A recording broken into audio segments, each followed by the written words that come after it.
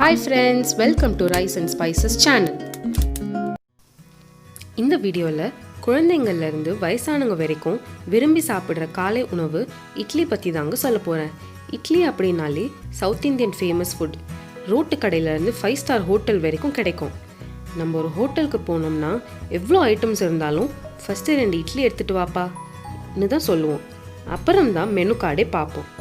அந்த இட்லியை சாம்பாரில் நினச்சி தேங்காய் சட்னியோடு சேர்த்து சாப்பிடும்போது அடடா சொல்லும் போதே நாக்கில் எவ்வளோ எச்சில் ஊறுதில்லை. ஆனால் உங்களில் எவ்வளோ பேர்த்துக்கு அந்த இட்லியோட ஹெல்த் பெனிஃபிட்ஸ் அதோட வரலாறும் தெரியும். பண்டைய காலத்தில் இந்தோனேஷியாவில் புளிக்க வைக்கப்பட்ட உணவுப் பொருட்களை சாப்பிடுவது ஒரு வழக்கமாக இருந்தது.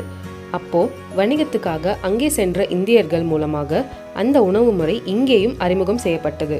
அதிலிருந்து கண்டுபிடிக்கப்பட்டது தான் இட்லி அப்படின்னு சொல்கிறாங்க.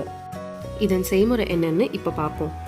2 பங்கு அரிசிக்கு 1 பங்கு உளுத்தம்பருப்பு ஊற வச்சு அதை அரைச்சி இரவு முழுவதும் புளிக்க வச்சு அந்த புளிச்ச மாவை அடுத்த நாள் தயார் செய்கிறது தான் இட்லி. சில பேருக்கு இட்லி சாஃப்டாக வரல அப்படின்னு சொல்லுவாங்க.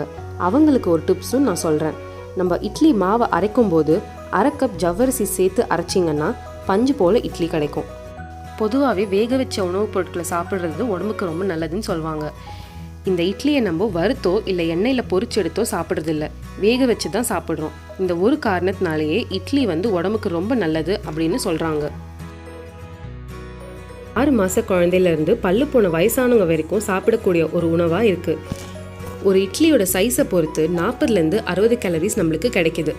And carbohydrates 8.3 grams, proteins 1.7 grams, fibre 0.6 grams, fat 0.3 grams நம்ம உடலுக்கு கிடைக்குது.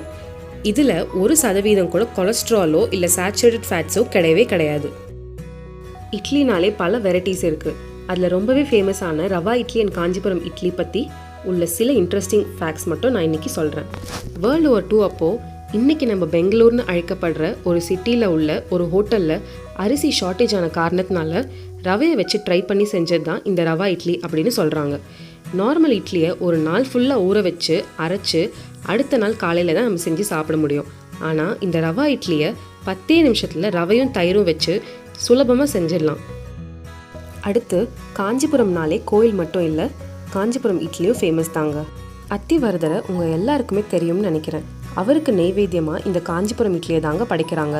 இதோட செய்முறை என்னென்னா, கடலைப்பருப்பு, சீரகம், மிளகு, இஞ்சி இது எல்லாத்தையும் தாளித்து கொட்டி கலந்து இட்லி சுடுறது தாங்க. அது பேர் தான் காஞ்சிபுரம் இட்லின்னு சொல்கிறாங்க. அது மட்டும் இல்லாமல் மார்ச் 30ஆம் தேதி தான் வேர்ல்டு இட்லி டேவாக தமிழ்நாட்டில் செலிப்ரேட் பண்ணுறதா சொல்கிறாங்க. உலகத்திலேயே இட்லியை சத்துள்ள காலை உணவாக அங்கீகரிச்சிருக்காங்க.